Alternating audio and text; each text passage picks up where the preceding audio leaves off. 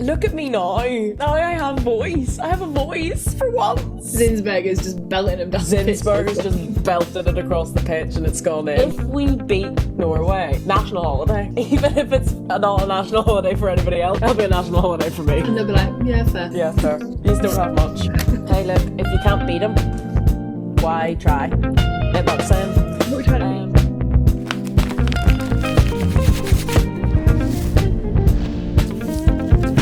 Okay, you're either going to have to just go and talk really close to the screen or plug your earphone in. Plugging them in. I hate this. I know. iPhones. Does anybody here work for Apple? That's really good sound. Oh, great. So I'm just going to have to wear my little headphones. You know, Jen Beattie does it in hers. You're just a real football girly. I can't, and I'm going to have to keep touching them because I can't actually hear very well in them. Oh. And now, look at me. You look really tech savvy. It's giving 2012. And you know what? The worst thing is, like, these aren't charged. I can't even use these.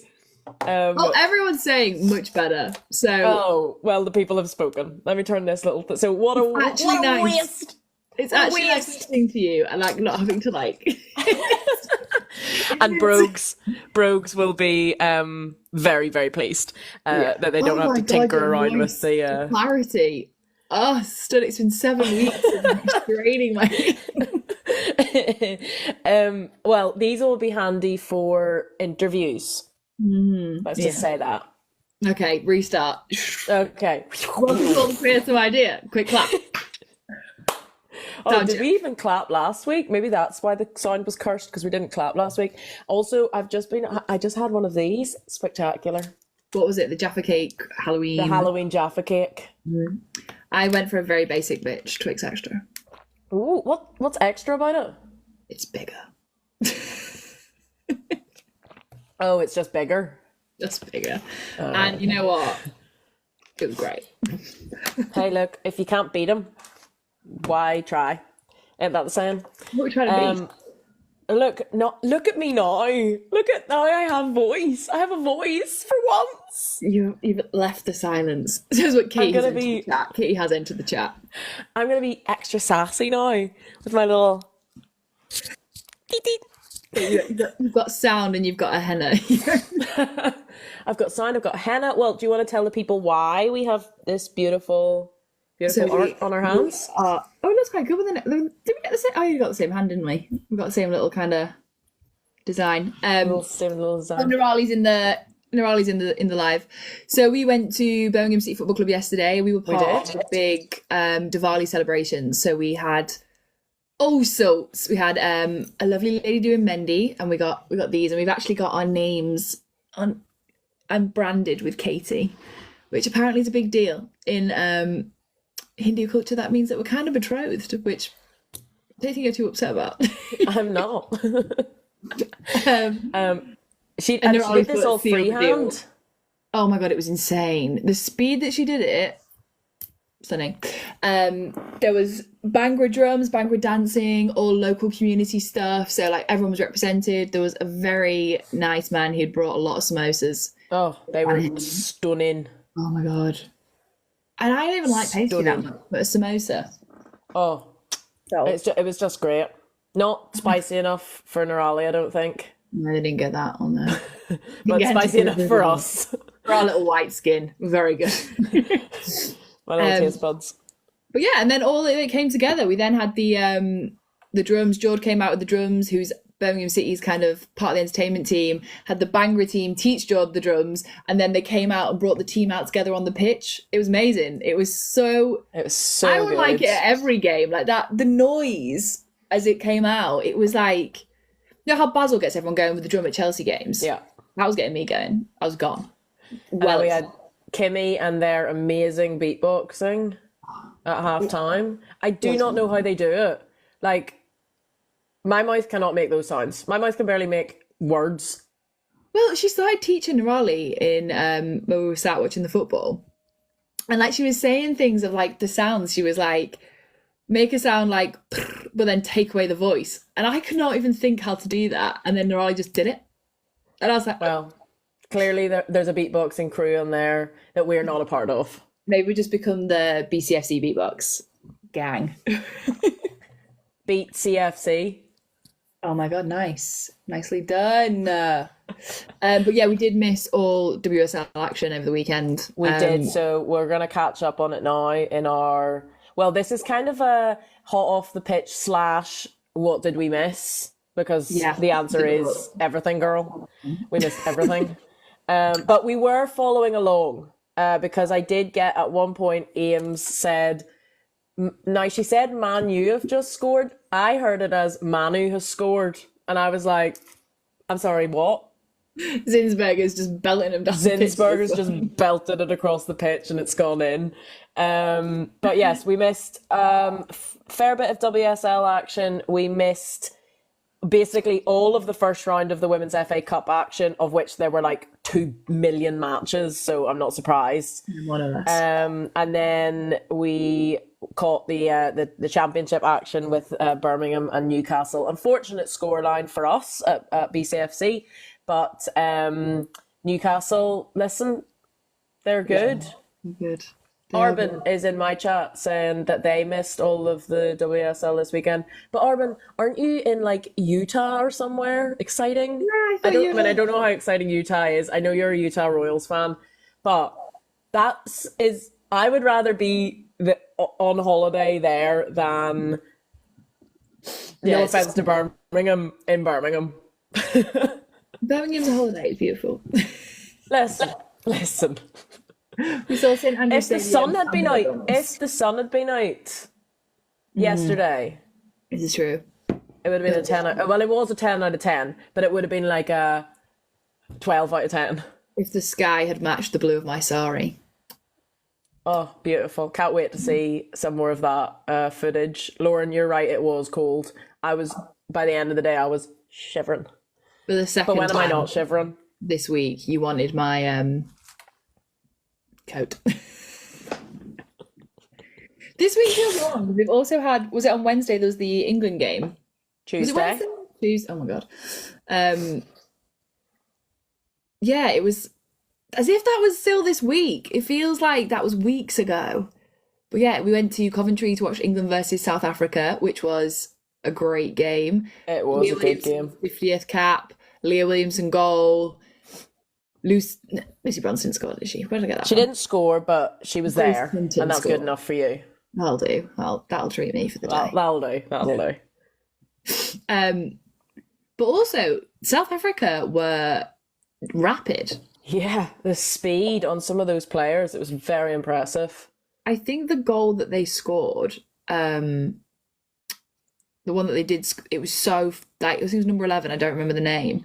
She just covered so much of the pitch. It was inevitable that she was going to score. I just, when you know, I was like, this is it. This is the moment. They're going to score. And they did. I was right. Also, it was their first goal against England for like a while, I want to say, or maybe ever, to people in the comments. Listen, as always, we have some idea.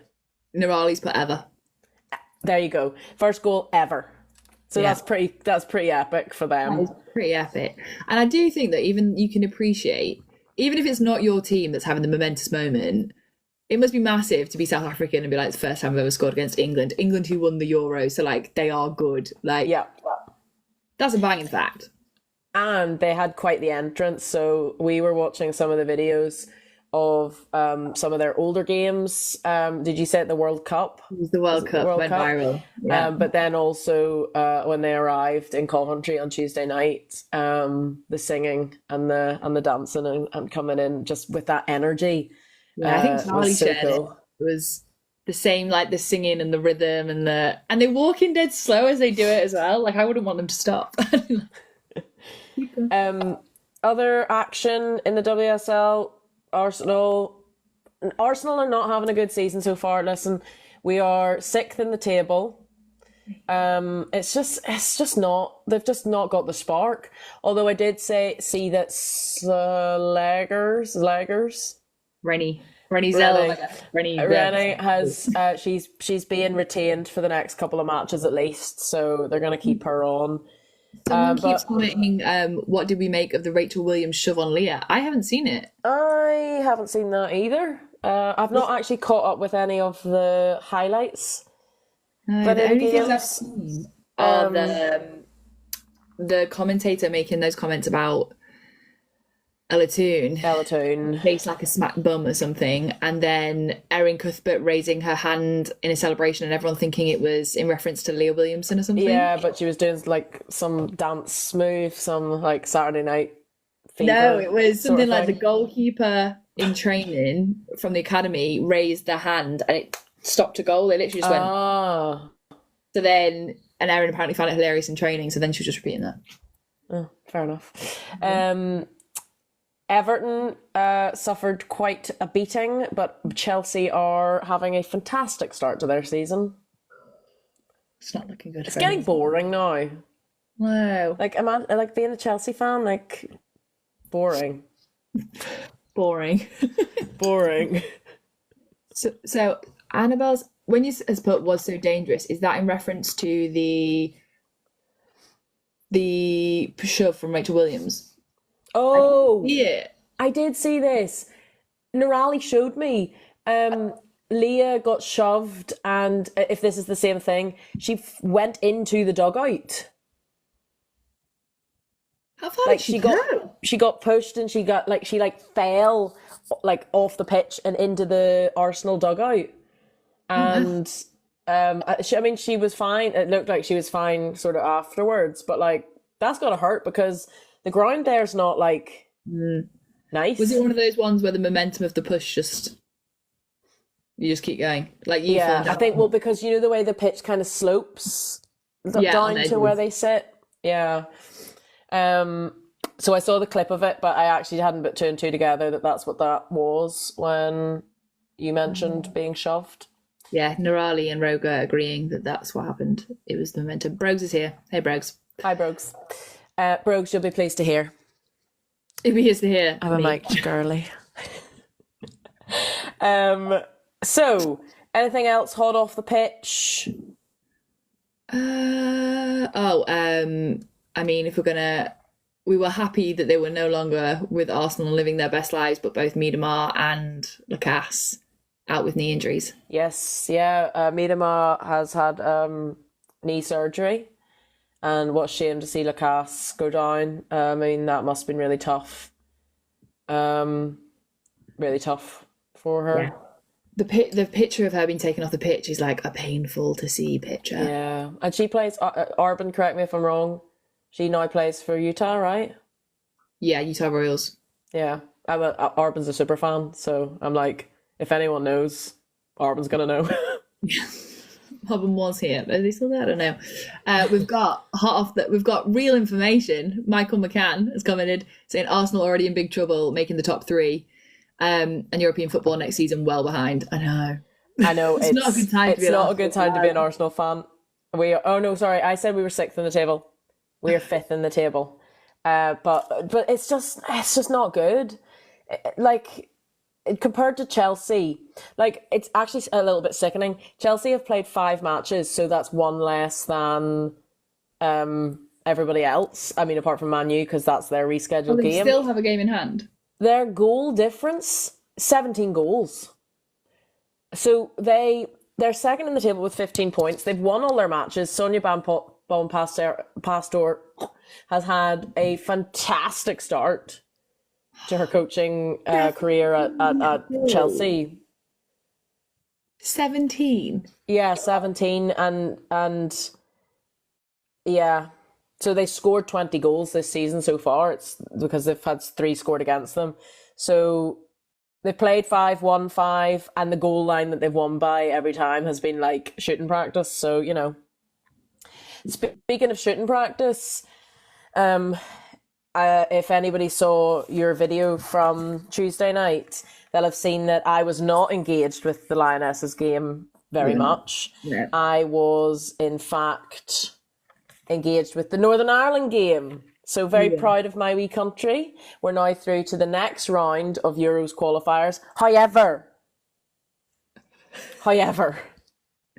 we're about to come up against Frida Manham and co.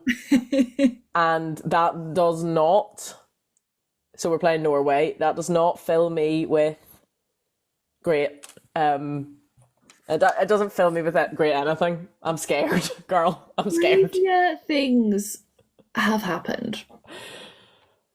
Crazier things have happened, but they won't happen for Northern Ireland. You never know. Simone McGill may be just having a day. She may not just be having an 11-second goal after the game starts, as per her record.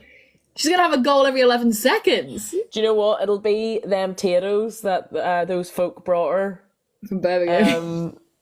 At Birmingham. They'll give her the power she needs, the power of Tato. Well, you know what? Someone's commented, Norway are the international equivalent of Arsenal.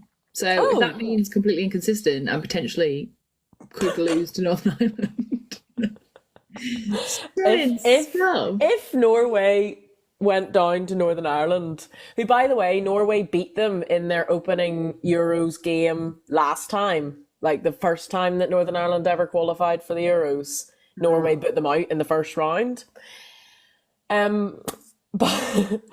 But if we beat Norway, national holiday, I'm calling it. You know what? Even if it's not a national holiday for anybody else, it'll be a national holiday for me. I'll call into work and say, I'm sorry, I can't come in with Northern Ireland beat Norway. And they'll be like, yeah, fair. Yeah, fair. You don't have much.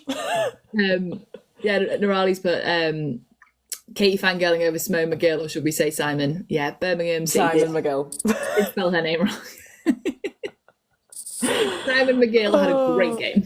Simon had a great game, yeah. Birmingham City Women's Football Club. All right, are you ready for your 5 minutes on? Yes, I will say I did have toxic brain rot today, as I did inform you. So after doing multiple things, I could not think of something for 5 minutes on. So originally I was like, 5 minutes on, Neve Herron. I was like, always plays amazing, plays for Birmingham City, great stuff. Problem is, amazing player, quite young. Right, not a lot there. Yeah. Not a lot of history. So what I can tell you about Neve Herron, plays for Birmingham City, is English, born on the 27th of June, 2003. No, girl. I didn't need to know that. Defender, very good defender, expecting amazing things. Like, literally love watching her on a Sunday at Birmingham. But that is about all I can tell you about Neve Herron. That's fair. She's so good, but not on her. So then one to watch. One to watch.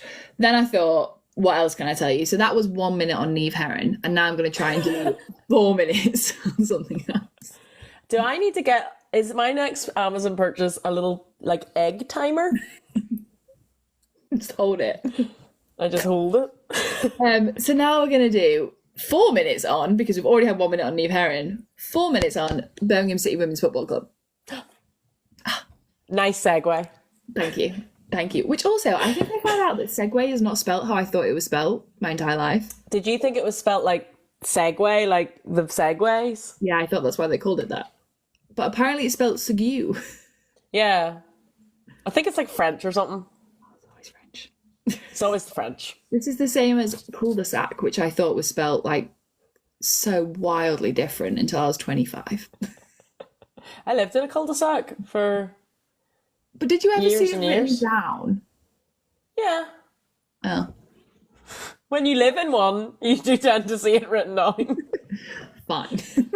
Okay. Anyway, by the by, segue, spelled segue, to Birmingham City Women's Football Club. Okay, so actually, the history is really long. So, 1968, group of female fans of the men's team decide that they want to start playing. So they start making a little team and they play in local friendlies. 1968, what's happening in 1968, Katie?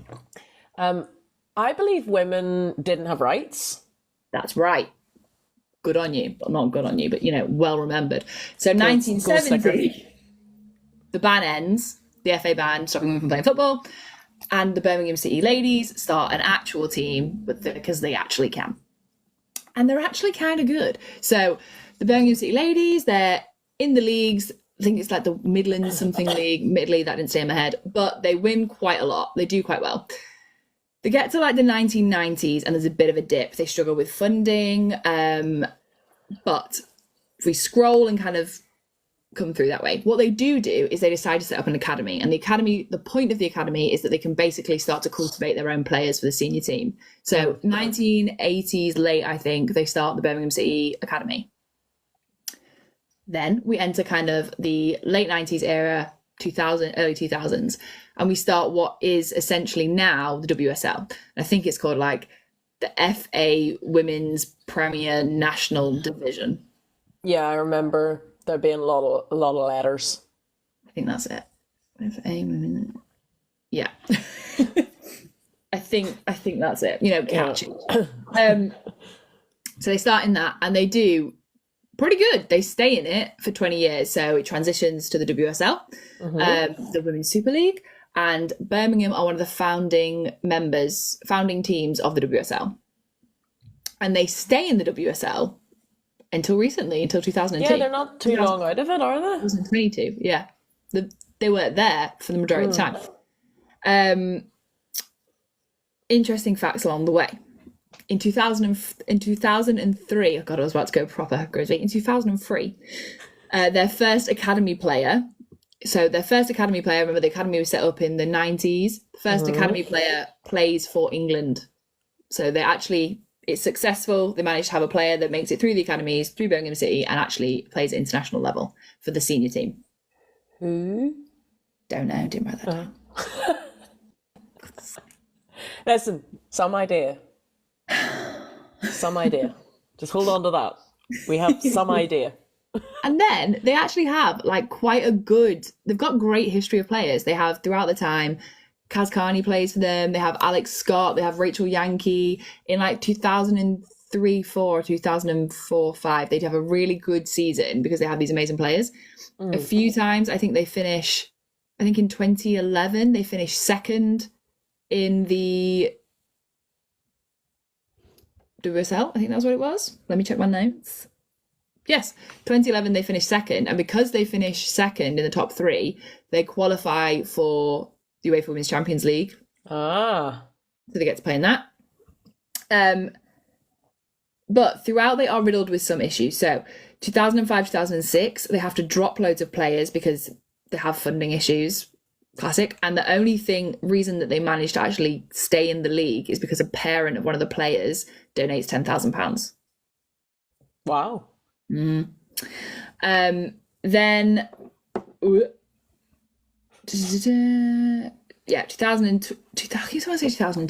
2022, they're relegated. So they relegate to the Championship, which is where they are now.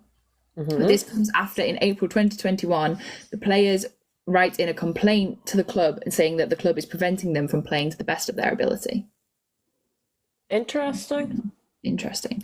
But now they have Hope Powell as the marketing they have Hope Powell as the technical director of women. I do that every time. They have Hope Powell as the technical director of women's football. Don't worry, she needs something to correct you on, so you just want to be criticised by her again. No, I do. I loved it. It was great. And they had at one point Mark Skinner was the coach before he left to go to, I want to say, Orlando Pride. I don't really follow Mark Skinner's movements. I don't know, but I heard there's a lot of people who are following it and not happy. Apparently he said something after anyway, I'm getting sidetracked. Arvin says, yeah, Orlando Pride.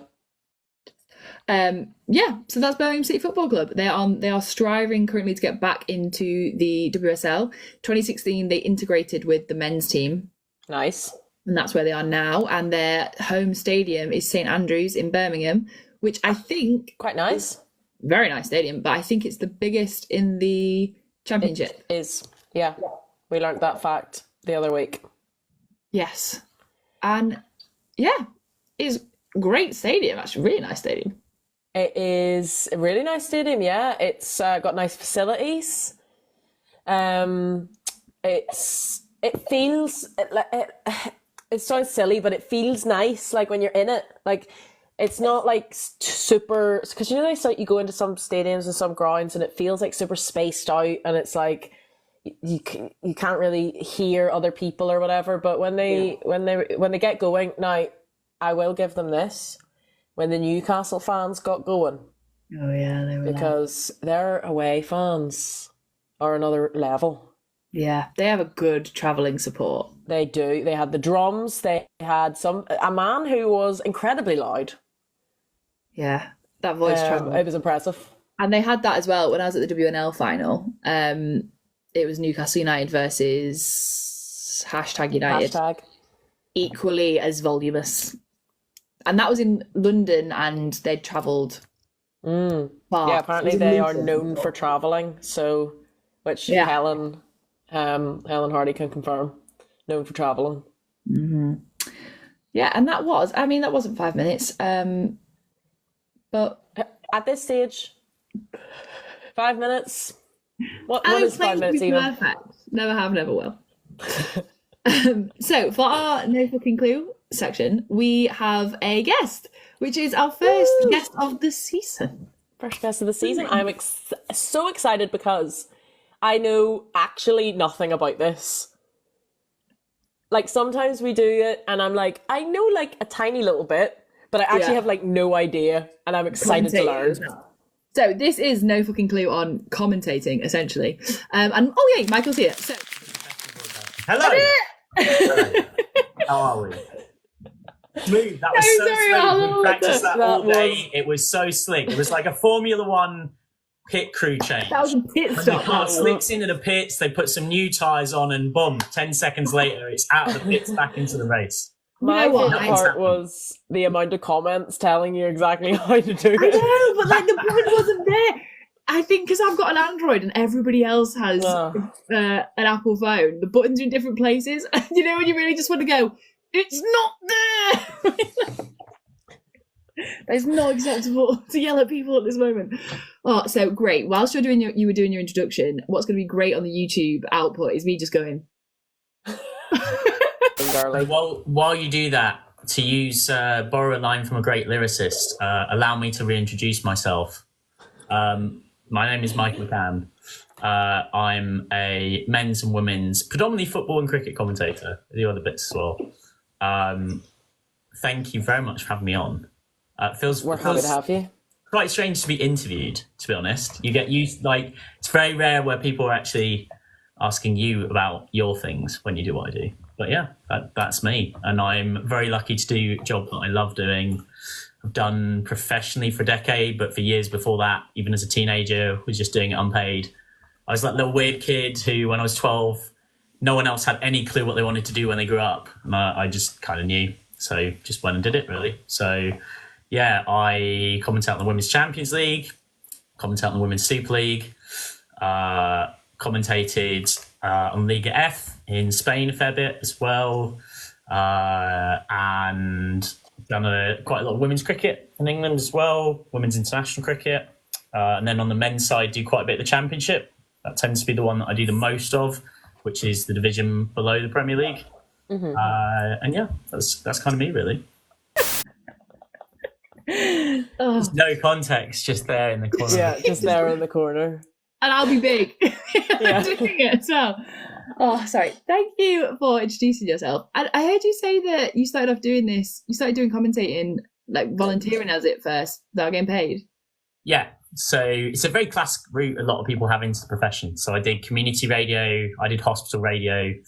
I was at like 9th division, atrocious level, like men's football matches in the Cambridgeshire region, where there's literally sometimes fewer spectators and people at the ground than actual players.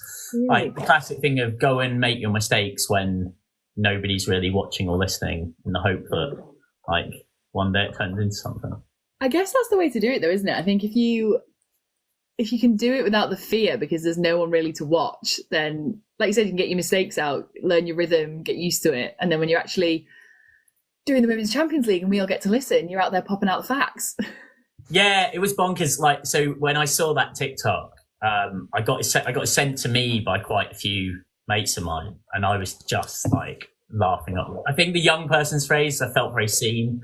I was like, this person understands, because it's a very subjective art and different people look to do commentary in very different ways. For me, the human interest part of these players is a massive part of that. And speaking as someone that, has a lot of friends who are professional athletes, one of their frustrations that they'll often privately say, but not say so much publicly because they don't want to cause a stir, is the way their human side is sort of taken away and they're just kind of seen as pieces on a chessboard.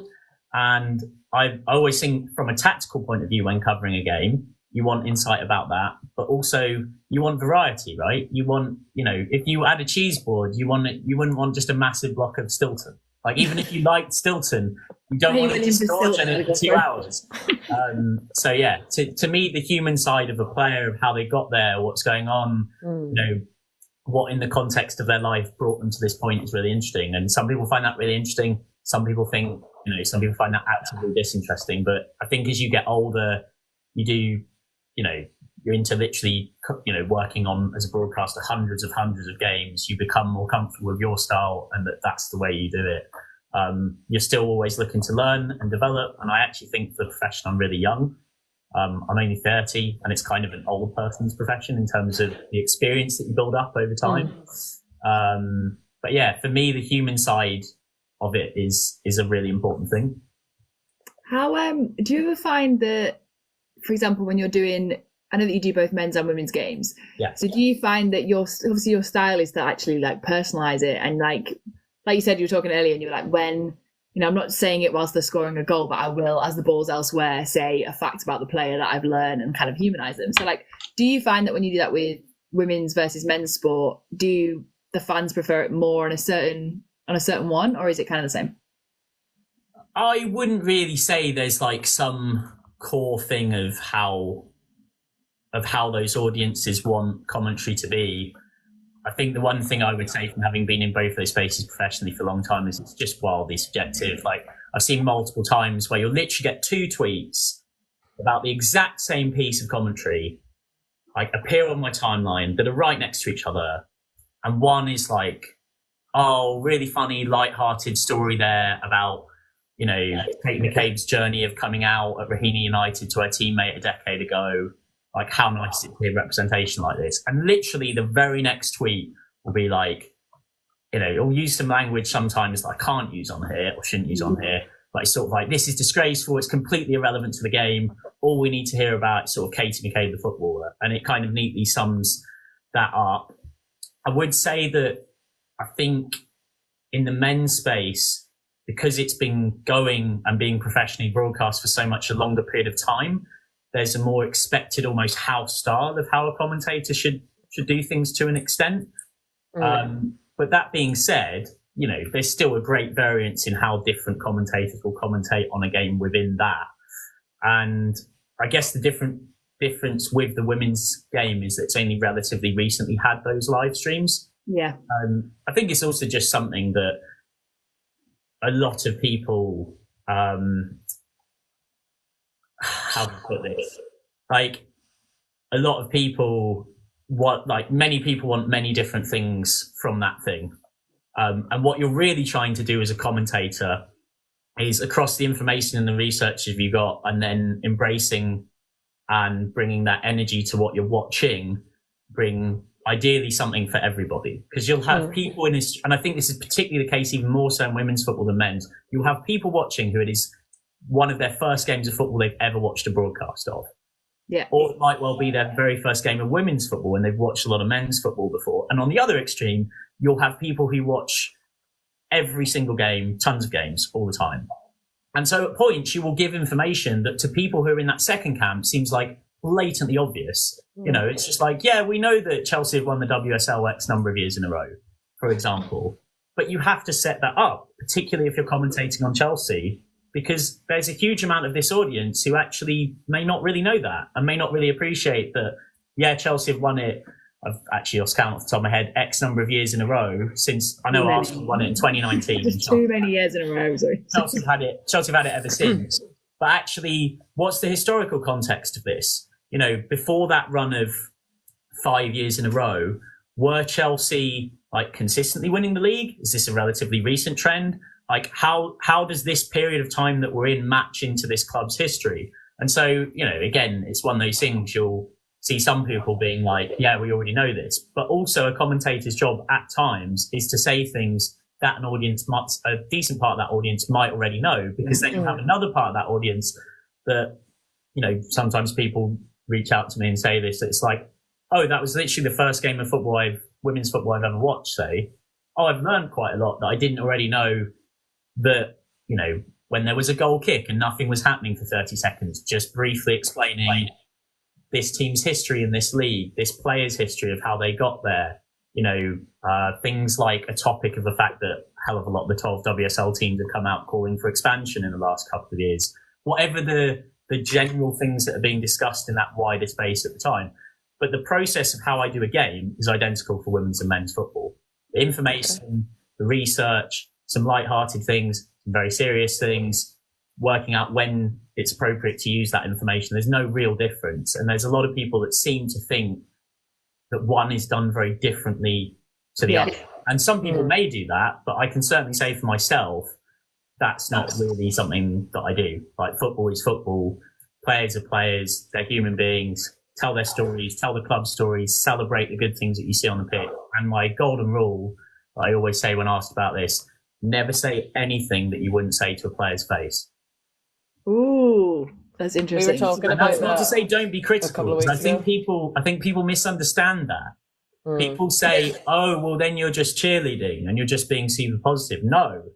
Like, if a player has not scored in 3 months, when generally they're consistently scoring 10 plus goals a season, I will have those numbers and I will say, particularly if it's relevant because that player has just missed a gilt-edged chance, you know, so-and-so's missed, she'll be disappointed. She'd have expected to score that. And that's a goal, you know, a goal drought is now potentially going to 12 games. This is uncharacteristic in the context of her career. And what's really interesting with that is that, to me, what's always in my head is, if this player was physically in front of me after a game and we had the tape, would I be able to sit there and say, yeah, that's what I said because that's what I think? And the thing that I've learned from years and years of doing this job, and doing unpaid before that, is whatever you say as a commentator, or certainly most of the time, it's not going to be half as vicious as anything that is said in the team analysis meeting on Monday morning. And one of the things I do find really funny with women's football sometimes, and I definitely do see this a bit in the broadcast space, is when broadcasters are, for me, a little bit patronising. And it's all a little bit too, oh, isn't it lovely that they're here? And isn't it lovely that they're, you know, I'm not saying that it's those words, but that's the tone and the vibe of the thing. And it's like, going off that, really interesting. There's so many comments, and kind of on the opposite scale. So you just said often sometimes commentators are too patronising in that sense. So we mentioned it earlier, but in the game yesterday, Ella Toone comes off and the commentator says, Ella Toone sat there with a face like a smack bum or something like that. Yeah. And a lot of people have been like, why would you say that about a footballer? And would you say that's, well, I guess everyone's saying, what are your thoughts on it? Is it something that you think you'd have said, or do you think it's completely just irrelevant? I've got to be honest, so every commentator makes mistakes and misspeaks because we're human beings. The difference is with a commentator, when you misspeak, everybody hears it. If you had it's stuck there forever, isn't it? If you have a bad few seconds at work, everybody hears it.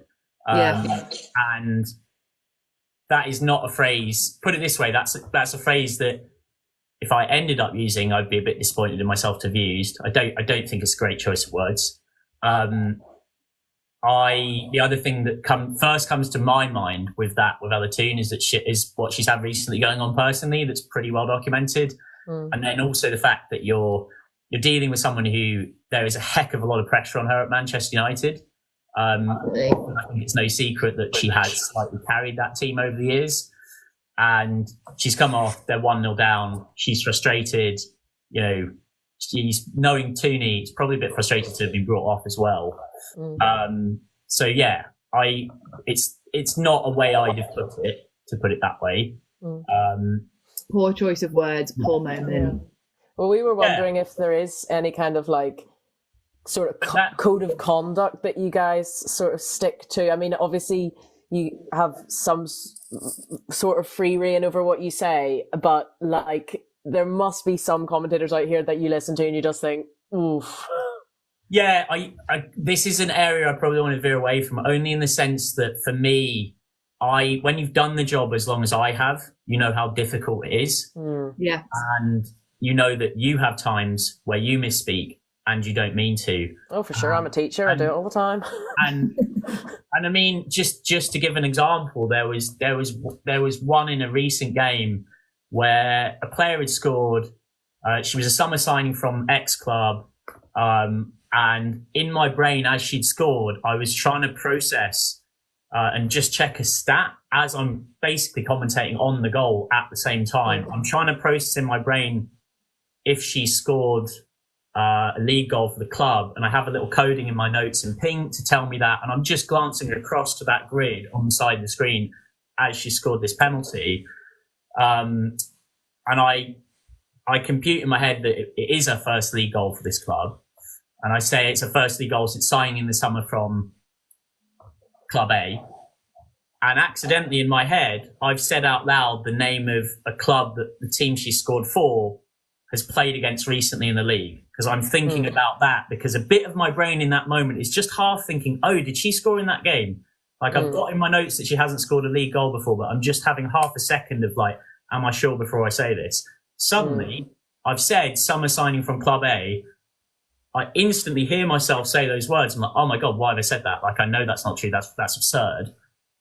Pause for 2 seconds, say the statement again, because I know the game will get clipped up for highlights. And that then means that the editors, when they do that, can use the second version rather than the first. Okay. It means the mistake's gone out live, but at the very least in any subsequent highlights, they'll use version 2. It's been instantly corrected. And a bit of you's like, oh God. Like, and it sounds like immense pressure. I don't think. Yeah, because it's so quick. Everything's so quick. And that's the bit that's like that people I think sometimes don't quite get. And that was a bad mistake for me. I was really frustrated about that. That lived with me for a good few days after that. Social media is social media. I've learned these days to deal with social media much better than I used to. But you know, you still end up seeing the odd thing where there's tons of people saying, you know, absolute part, because it's like, oh, how could you not know? And you're like, well, I knew, because 2.5 seconds later I've corrected. Yeah. Like, but then I actually said this to Ali earlier on. There's, you know, if you actually look at even the people in the profession who are considered world class, and you look at their names trending during a high profile game, men's or women's, if you read the comments on social media, 80% of them, you'd think this person's an idiot. You'd think like, oh my God, they put the work experience person on commentary. If you were an alien and told, read these tweets or Instagram posts and tell me what you think of this commentator, you'd be like, oh, they're awful. Yeah. And No one's a better pundit than somebody who's sat in an armchair. And So true. yeah. But this leads me on to what I was actually in my brain. I was like, I need to ask this. So on your Instagram, you just had all of these pages with all of these highlighted bits and all of these little codes and things. And I was like, how does your brain work? How do you look at that in the moment and be like, and process what you need? Like, your research must be so extensive. I mean, it's really impressive, but I did not understand any of it. I don't have an analytical brain. Yeah. I mean, I can show you now if that would be useful. Yeah. You might have to give me a minute. It's unexpected. He's off. He's gone. It was nice having him. I just saw it and I was like, this makes no sense to me. I haven't looked. But I'm fascinated. What you're on about? Is it like the list of like, the papers and things and the? Yeah, and it's just like West Ham 0, Arsenal 2. So here we go. There's a lot of paper. Oh my god. Yeah. C'est une grande quantité de papier. So these are player grids, which you can't see that much there, but these tend to be like the most important couple of bits of paper. So that has got the player's name, their age. Obviously, this is upside down. Is it upside down? No, it's just coming out reverse. But it's got their appearances, it's got their goals, it's got information about them from a human interest point of view. It's got information about their background. It's got information about, you know, where they signed from, what their journey's been in the game, if there's anything interesting outside the game. So those tend to be pretty important. You've got your club stuff. That's pretty simple. Like home team on the left, away team on the right, their table, their history, you know, quotes from the manager, the general stuff. Like, what's the story, basically? Like, that's always what my head's going back to. If I was with my mates in the pub and they said to me, what is the story of Arsenal against West Ham, say? The first thing I would say to them is, Eidevall's gone. Arsenal have had their worst league start in 10 years, statistically. West Ham are still fighting for their first point. And that's the arc of the game, right? That's the big sort of thing. But to be honest, the notes are kind of like a geeky chaos, a geeky, colourful chaos. Like, there's a whole page of them. So this is their results, colour-coded, green for a win, red for a loss, orange for a draw. Like, you'll have... team news. I would just be looking at it like... So this is your team news. So this is both teams' last 11s, but you might notice here there's 2 with Arsenal, because that's their last league game, which was would have been the win, which would have been... What game was that for Arsenal? That was their last... Oh, sorry, that was the... So it's the Wednesday against Vålerenga, and then it's also Eidevall's last game in the WSL, because you want to be able to give the changes from midweek in the Champions League, and then also from their last league game. And same with West Ham, so that when the teams come out, you can basically give the changes. And then this is the most important one, which gets done as the teams come out, which is colour-coded, based on the kits, the team's information, the numbers written out. That's the key one that you're using to identify players as you're going. Yeah, I see, because I saw that but that's your core thing, and that's about a day to a day and a half of prep generally for a game. And then once you've got that information on a match day, I would probably say I use about 10% of it. Wow. Oh my God, that's so you really over prepare.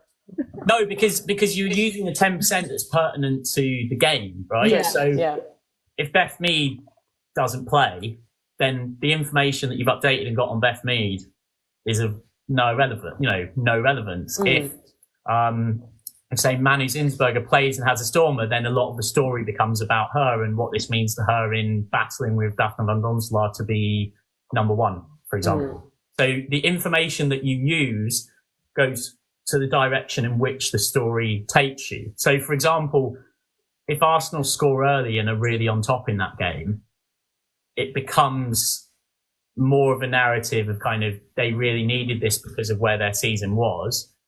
If Arsenal go behind and are going worse, it's getting worse, then the story goes in a different direction of they're on their worst league start for a decade.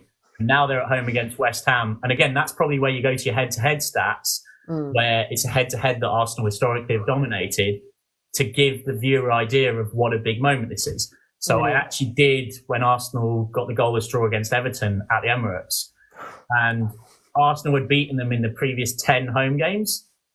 And that stat I led with at full time. Yeah. Because it tells the story, right? Yeah. It gives you a sense of how momentous this is for Everton to have gone to Arsenal and got a point for the first time in more than a decade.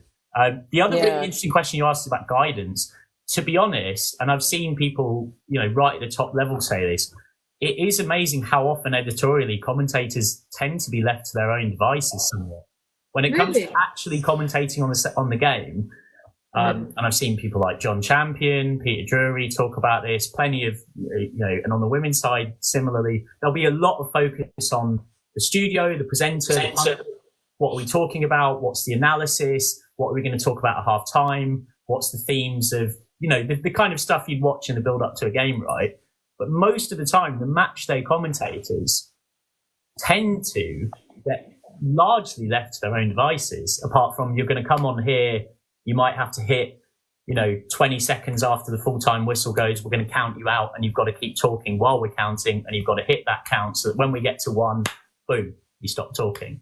But in terms of actually what you say, there's some editorial direction, but for the most part, compared to in studio, a lot of commentators, a lot of the time in professional sport, tend to be left to they're kind of trusted.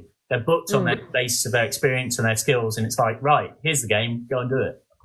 Oh, that's really interesting. I've learned so much. Thank you for sharing that. No worries. One thing I really want to touch on, and we will, everyone, but I'm going to have to ask it. So, you, like we said, you give the extra information as you go. One of the things that kind of definitely in that, when I made that short TikTok about you giving the extra comments about Blackstenius' last name, I can't remember who it was. Someone would have been an astronaut if they weren't a footballer. There you go. But the one that really stuck out was when Pernille Harder scored again against Arsenal, and you said the knee slide as well. If you know your history of Jonas Eidevall, which I didn't think that was a coincidence. Which the celebration? So Eidevall's first game at the Emirates, Arsenal beat Chelsea, and Eidevall did a knee slide on the touchline. And then when the Chelsea players won the title narrowly against Arsenal in 2021-22, if you look at the photo, Millie Bright and Erin Cuthbert are at the front knee sliding, which was a very direct reference to Eidevall's celebration. And Pernille Harder does not normally knee slide when she scores. She's quite a modest goal scorer. Like her and Viv Miedema in my head are the most modest goal scorers in women's football. They tend to celebrate quite meekly. And she sort of ran off and tried to knee slide. It didn't quite work. She sort of knee slid and then got straight back up because that's got stuck in the turf. But that wasn't a coincidence. But anyway, for a little. Oh, these are the facts that I love. But yeah, when Pernille Harder scored, you very casually said recently got engaged to Magda Eriksson. She's a member of the LGBT community, which I am proudly a member of. And then you carried on with your commentary. There's a very simple but effective, really smooth, and I guess the words coming out to the public as you commentated. And loads of people, like I'm in a big Arsenal group chat, it's 200 people, so many people commented straight away like, oh my god, that was so like casual and so that was so important. And then everyone just carried on, and then everybody else just carried on talking about the game. Like, but there was at least 10 comments immediately about it. And same on the comment section of my video, it really meant a lot to a lot of people. Like, is there a reason why this is called this thing that we do is called All the Queer Some Idea, and obviously it combines both aspects? Is there a reason why you do it? I know you do it quite a lot. I've done it a few times. I've done it when I felt like the moment is appropriate. So Kerr and Mewis got engaged the whole week. That was a far bigger story in terms of being talked about online than Chelsea Everton, to be perfectly honest, in terms of the discourse around Sam Kerr and Mewis.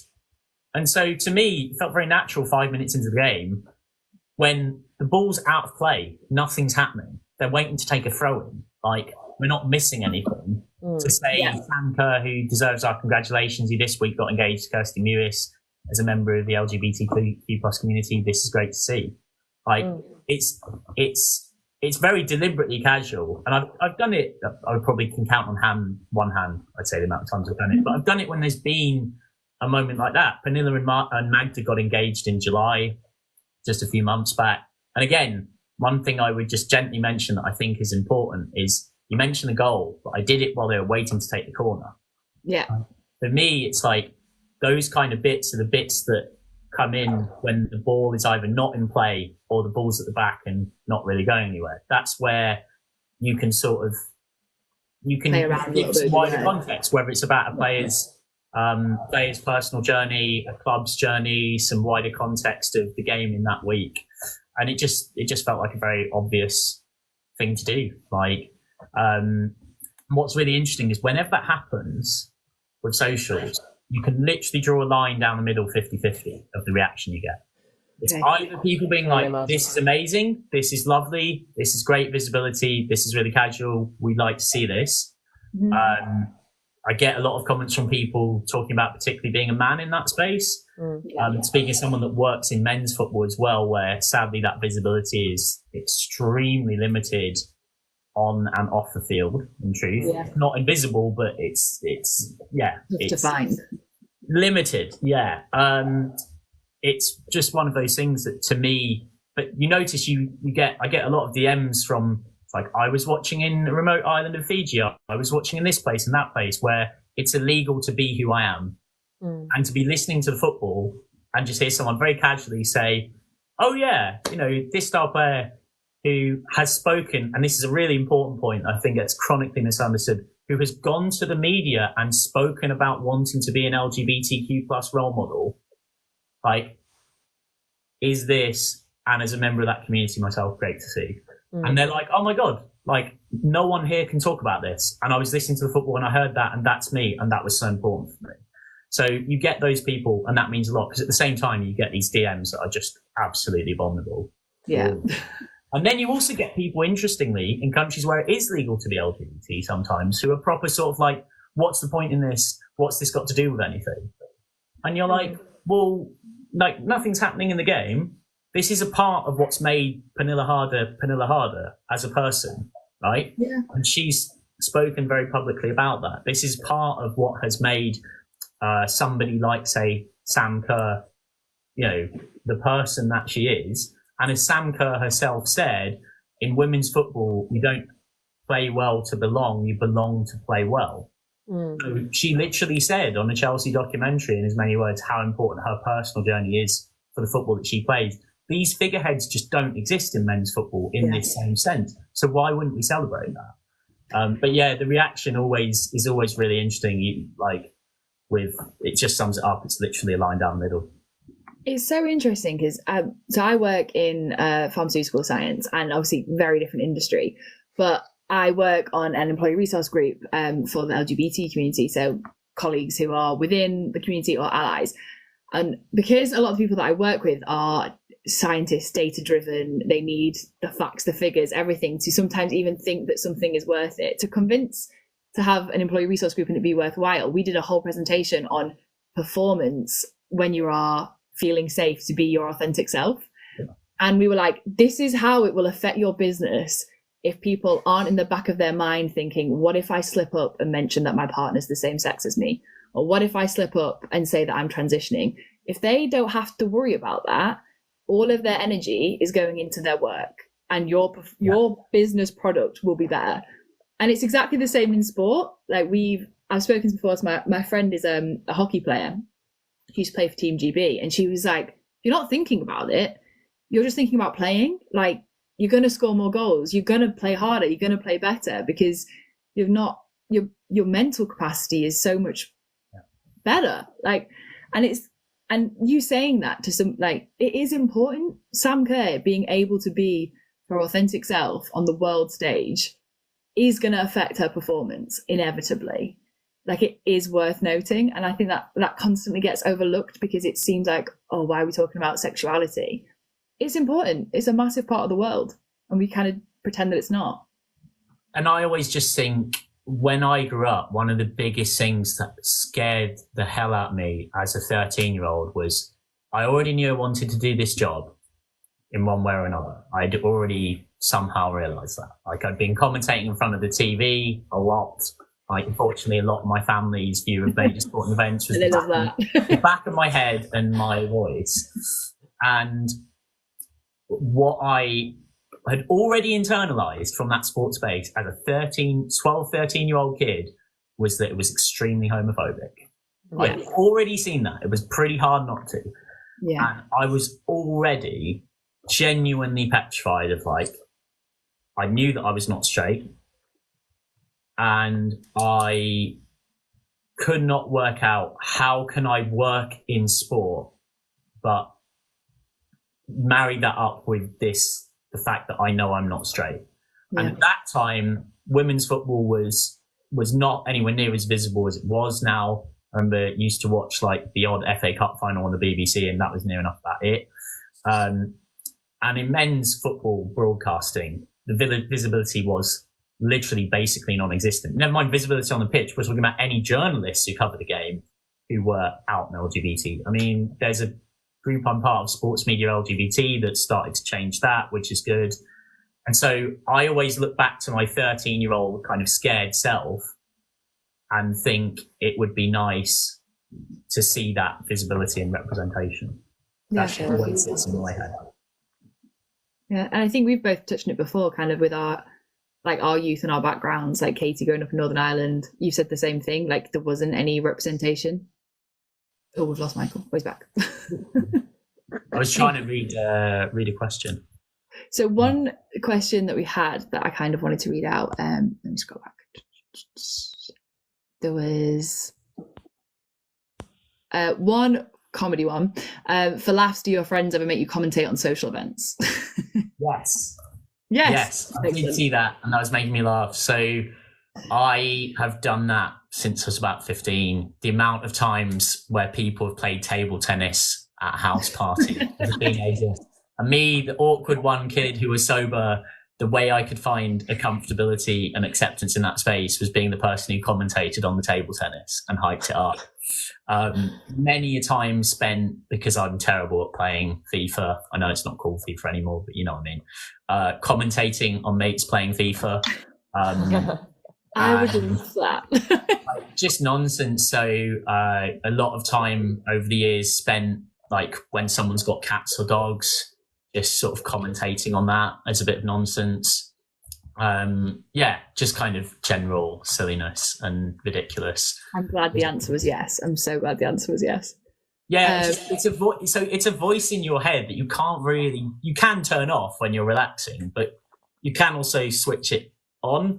And when you're in an environment like that, it's the classic thing. Someone will say, "Oh, go on, do it." And because it's like, well, if I'm going to do it, it's a 0 or 100 thing. So once you're doing it, it then just becomes a thing that becomes a lot of fun. So yeah, it's just general silliness and nonsense. Sorry, 1 second. Let me just really quickly do something. I did notice there was a comment in there about politics, and what I would say on that is, to me, it's just not a political thing. I don't hear us talk about other basic aspects of people's identity in the same way. And I find it very odd that we're still in an era where, when it comes to LGBTQ plus rights, that's politics. When it's other aspects of people's core identity that they cannot change, you don't tend to hear people immediately sort of talk about, oh, that's political in the same way. Absolutely. So yeah, I always find that. Yeah. So for reference, the comment was, why are we talking about this rainbow stuff? It's sport, not politics. And I think we've talked about it before. It comes up all the time whenever anyone says anything. I think as well, like you said, you get messages from people in different countries where it's illegal. It's a human right to be able to be who you are. And when it becomes, we're told it's politics, I just think it shouldn't be. It absolutely shouldn't be. It's a fundamental part of who you are. It can't be changed. And it makes you who you are. It makes you the player that you are. It makes you the commentator that you are. Like, why can't we talk about it? It doesn't make sense to me when people say that, ever. Yeah. There was one more question that if someone's put, when Rice gets married, it's just life, only politics if you're LGBTQ. Yeah, exactly. It sums it up perfectly. And as I said, the DMs that I get every time sum it up perfectly. There's been times in the past where I've been tempted to publish them, and I've just thought, like, you learn over time just to let it flow and, reply if someone's genuinely gone out of their way with something nice to say, and just the rest of it, block and delete and remove. It is difficult sometimes, like, when you get comments that are negative, there'll be a day when I get one, for example, on my TikTok, and I'll be like, absolutely fine, I can deal with this today. What an idiot, don't need to look at that. And then there'll be another day when it catches me and I will focus on it, and Katie, bless her, will be like, you need to stop looking at that comment. Like, why today? The thing I always go back to is, I think, certainly for myself, when you've done this long enough, you just know. You know when you've had an above average game for your level of performance that you're used to. You know when you're about somewhere in the middle. You know when you weren't quite as strong. Yeah. You get used to listening back to your stuff. And also, it's a classic thing, but it is true. Don't take feedback to heart from someone who you wouldn't go proactively out of your way to find that feedback. Yeah. So yeah. Hey, I think we've run over because it was great talking to you, but yeah, thank you so much for coming on. Thank you so much. Commentate there a few weeks ago, or was it a month ago? I don't even know now. It was Bayern. I can see why you've wiped the date from your mind, given it was given your personal affinities, which you don't tend to hide on your socials at all. I don't really blame you for wiping. Like, I think like I'm a bit surprised Arsenal fans haven't got together some kind of petition to have me never do their games again. Frankly, I did the game where Birmingham beat them, the massive shot, which I think is up there as one of the biggest shots in WSL history that cost Arsenal the title a little while back. That was the first time Arsenal had lost a league game in something like a year. It was the first time Birmingham won a league game in something like a year. Obviously, there was the Frida L.Maanum moments a couple of seasons ago. Some people might remember where Full named her because that's what she wants, even though a lot of people still don't do it. But generally, it does seem like maybe something of a curse for the Arsenal. Because again, did the Everton game where it goalless draw, did the Bayern game where they got beat. Yeah, maybe I don't want to hear your voice. Yeah. That's never what you wish for, to be honest. I know I've got the Arsenal game against Brighton on Friday at the Emirates, which Oh, well, we're really going to be there, so we'll not be Yeah, listening. we'll be watching at the Emirates. We won't be listening to you. That's a huge game because Brighton have had a great start. So, I'm buzzing to do that one.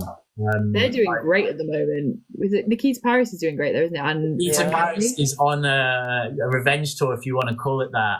Like, absolutely. There's very much proving a point vibes. And well, of course, she had a little spell with Arsenal for a season that didn't go quite. He'll be dead fired up for that. So yeah, that's Friday, and then Wolfsburg versus Galatasaray in the Women's Champions League, which I always love games like that because particularly with Galatasaray, I've done them once already.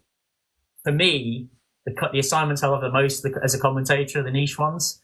So I'll be real with you. When I first did Galatasaray match day 2 this season, I knew very little about Turkish women's football when I was given that game 2 weeks out.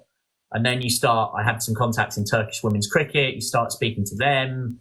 You know, they get you somebody who's close to Galatasaray. Hopefully by the night you've got plenty about it, and it's just always interesting discovering these different places and then hopefully bringing some of that story into the game. I bet you are brilliant in a pub quiz. You've got so much niche knowledge.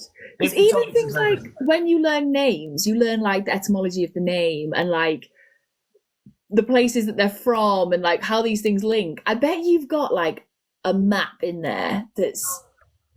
The names you kind of get used to over the time the rhythms of how different names work from different places. And the nice thing is you build up. The key thing is just contacts. Like I take the credit for it. A heck of a lot of it is just research, and people are so helpful. Like on the hat, and this is a bit of advice for anyone out there who wants to be a broadcaster one day.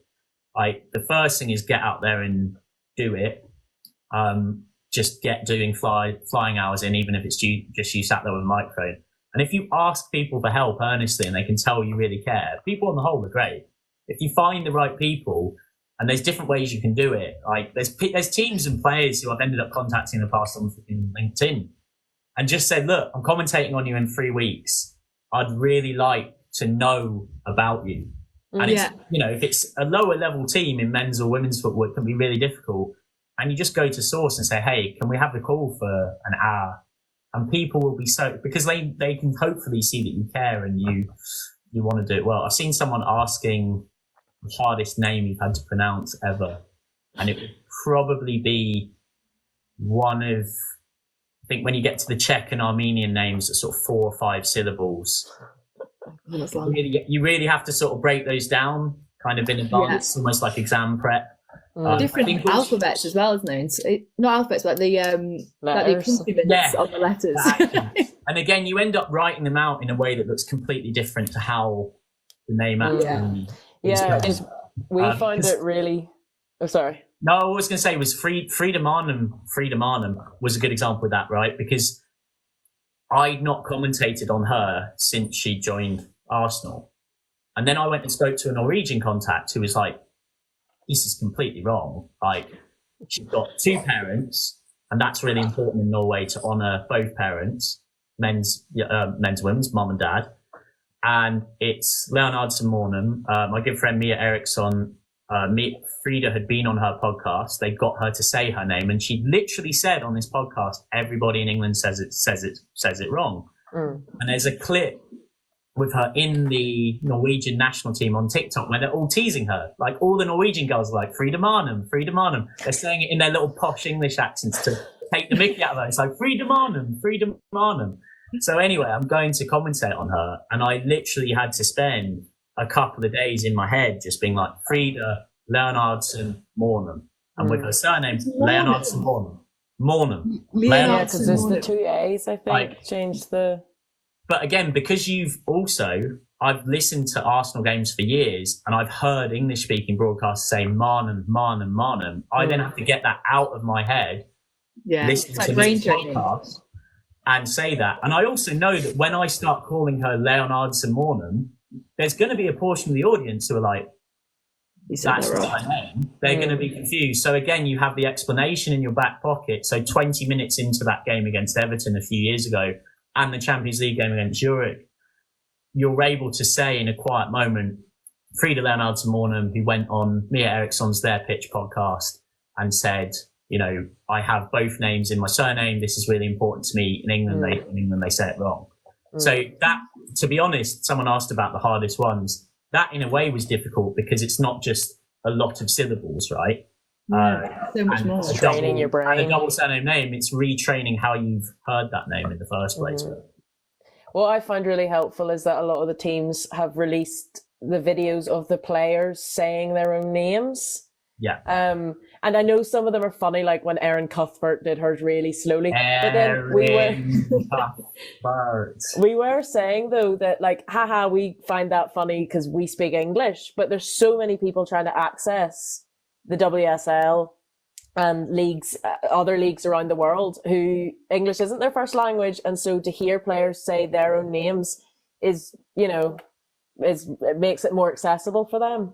Yeah, I loved it when they did that. I to be honest, there's clubs on the men's and women's side who they have to do this now as part of their like broadcast obligations at the start of the season. And they film that video, it gets distributed to broadcasters. You have to sort of access it via like a little secret website with like a password as if you're getting into Gringotts or sort of like some kind of like, you know, gilded door of Isengard or the TARDIS. And I've always found it a bit odd. Love all the references like, there. Why are we hiding? Yeah, exactly, right? It's like, why are we hiding this information? I've always found it odd. It's like, just put it out there. Like, educate people, give people information. And that goes across all sport. Like, if you've got the video and you've shot it, just give it to everybody. And so, yeah, I absolutely loved it at the start of the season where I suddenly saw all these things appearing. And just a plug for a website that I'm part of the team behind it. There's a website called WSL Names. Okay. And if you literally type it in, it comes straight up on Twitter, /X, and the website. And it's got WSL, but it's got Champions League and a whole load of stuff. And every player, it's got a link to them saying their own name or a link to a native speaker saying them in that language. If we haven't got a clip, then there isn't a clip. And it's just a free thing run by me and a couple of volunteers together who kind of wanted to just put, you know, do something around that. Because, yeah, to me, it's just one of those things that it's really interesting. And I think you always try your very best with it because it's the very, very least the players deserve. And the one thing I would say that I've never said before publicly on this note is that when I said Frida Leonardsen Mornum for the Everton and Zurich games, I got a pal who is very close to Frida, knows Frida very well, and basically came back and said, yeah, she had a whole load of her friends and family back home who were so stunned and were really happy. And That's like, amazing. oh my God, one of the English commentators got your name right. And he did it for the whole game. And he said Leonardsen Mornum every time. And it was so good, Frida. And that came back to her and she really appreciated that. And she passed that to our mutual contact, who passed that back to me. And when you have those little moments like that, it's really, really lovely. And it makes the effort and the research and the time really feel worth it. When you come to pronunciations, as much as anything else, it is also like, that players, friends and family are going to watch. And do they want the big moments of their career and their life with their name said wrong? I would also caveat that by what I said earlier. I'm a human being and I make mistakes as well. But what I do is I try my damnedest. Because I think that's the least people deserve, right? Yeah. Okay, so when she scores many, many goals against poor Northern Ireland in their UEFA saying qualifiers, I will know to full name her. Yeah, I mean, I don't get me wrong. Like, I get that people in just like general conversation aren't necessarily going to be intent on getting every player's name right. I understand that, you know, casual football fan. I think when you're a professional broadcaster who's being paid to do that, it's just part of the job. And I've had people who over the years have sometimes said complimentary things to me about that. And to me, the default answer is, well, thank you, but also this is just me trying to do my job as best as I can, really. So, yeah. That was amazing. Yeah, I absolutely love this conversation. Thank you so much for coming on. Thank you for joining us. A bit late on a Monday night, but we really appreciate it. And no, thank you for having me. Thank you for answering all the questions. I was slightly stunned that you felt like I was of some kind of genuine insight to be had on, but really appreciate it. It's fun. Of course. It's been fab. Yeah, I guess we'll just end it there, but thank you so much. We'll get everything you've said throughout. We'll get that put onto our edit. Our beautiful friend Rose will help us out, and she puts the links that you've said, the WSL names, site, and everything. So that'll all come back through. Give me a follow. I should do that, because otherwise my partner, who also masquerades in her unofficial side hat as my social media person, who keeps telling me that I should be more present on things like TikTok, will gently use her cat's claws to kill me for not mentioning. Give me a follow on @ThisIsMcCann. This is McCann. Follow Michael. Which sounds terrible, but the reason it's that is because there's so many Michael McCanns in the world. When I first set it up a decade ago, it's like, how can I find something that distinguishes? So anyway, yeah. So give me a follow over on there. I think particularly on TikTok, I'm going to start doing a bit more going forward about details of how I go about doing what I do, in the hope that some people find that very vaguely interesting. So, I think there'll be a lot of people. McCann. There's been a few people commenting saying they've got people who, I think someone said their son is really interested in doing something similar and is finding this conversation fascinating. So there are people who will definitely want to hear what you're up to and how you do it, because I've been fascinated and a little bit terrified at the same time. And you're welcome back anytime. We would love to pick your brain some more. No, it was my absolute pleasure. So yeah, thank you so much for having me on. Really enjoyed it. Oh, thank you so much. And I guess that's it for today. But thank you so much, and we'll look forward to getting this one. Hopefully, when this one comes up, we'll have our new rebranding, which we've been working on slowly and surely, when we're not doing our real day jobs that give us money. Yeah, but thank you so much, and we'll see you next week. Yeah. Bye guys. Bye guys. Night.